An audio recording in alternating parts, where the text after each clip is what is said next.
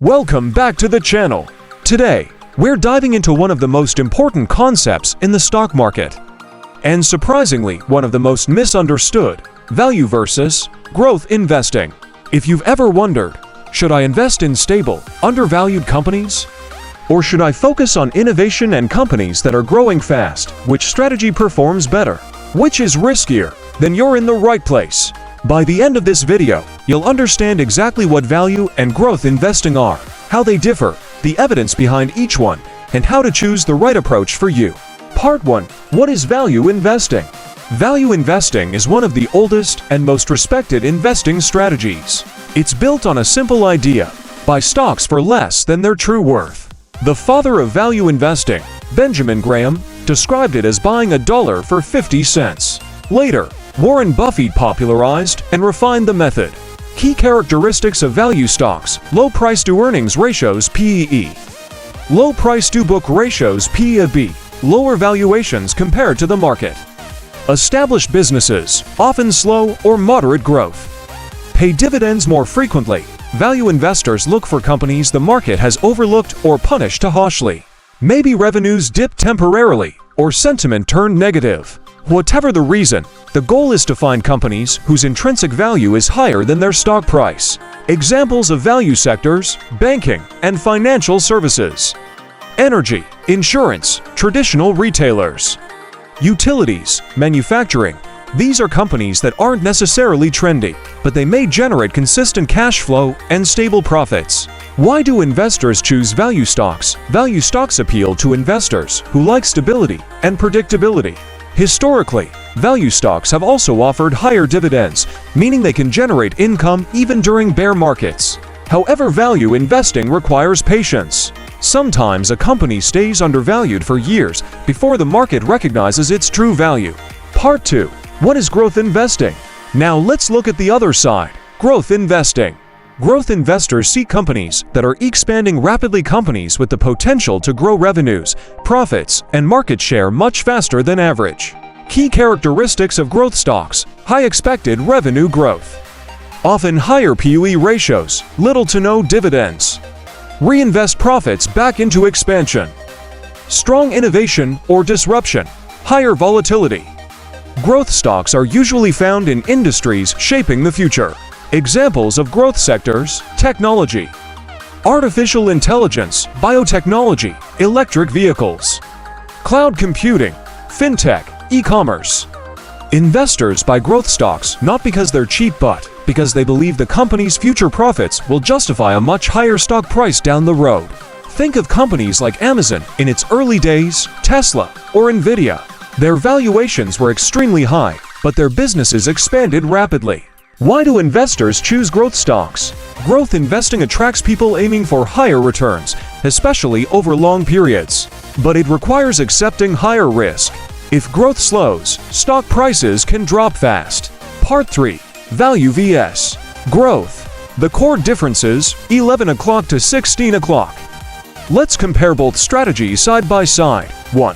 Risk level: value, lower volatility, more stable profits, lower prices relative to fundamentals. Growth: higher volatility, prices driven by expectations, more sensitive to economic cycles. 2.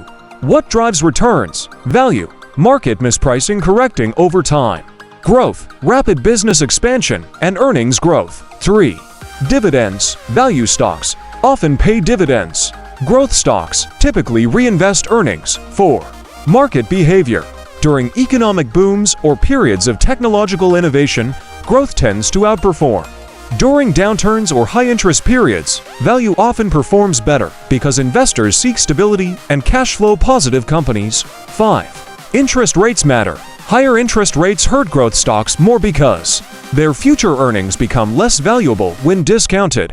Borrowing becomes more expensive. Value stocks, with their stable earnings, usually weather rising rates better. Performance: over time, historically, value investing outperformed growth for decades, but in the 2010 to 2021 era of low rates and tech innovation, growth dominated. After 2022, with rising interest rates, value staged a comeback. Part 4. Which strategy works better? This is the big question. And the honest answer is, it depends. Long-term historical perspective. Over the last century, value stocks produced slightly higher average returns, but with periods of underperformance lasting 10 to 15 years. Growth stocks, meanwhile, can produce extraordinary returns during innovation booms, but they can also crash dramatically. Real-life example. Imagine two investors starting in 2009.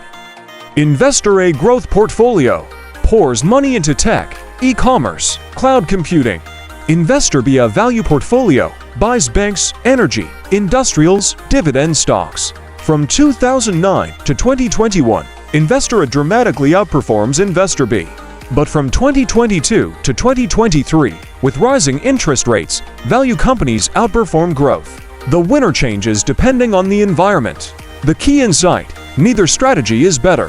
What matters is the economic cycle, the interest rate environment, your investment horizon, your risk tolerance.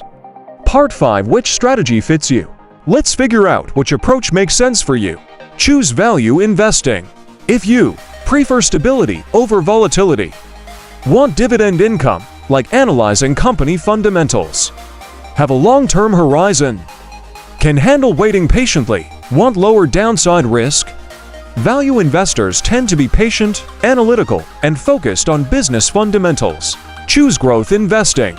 If you prefer long-term high upside, can handle big price swings, believe in future innovation, don't mind high valuations, are willing to accept higher risk. Growth investors tend to be optimistic, tech-focused, and comfortable with volatility. You can also mix both. Many successful investors combine the two strategies. For example, 60% value, 40% growth. Or 50-50, it's balanced. Or even growth for your early years, value as you get older. It doesn't have to be all or nothing. Part 6. How to build a value or growth portfolio. Let's talk about building each type of portfolio. Building a value portfolio.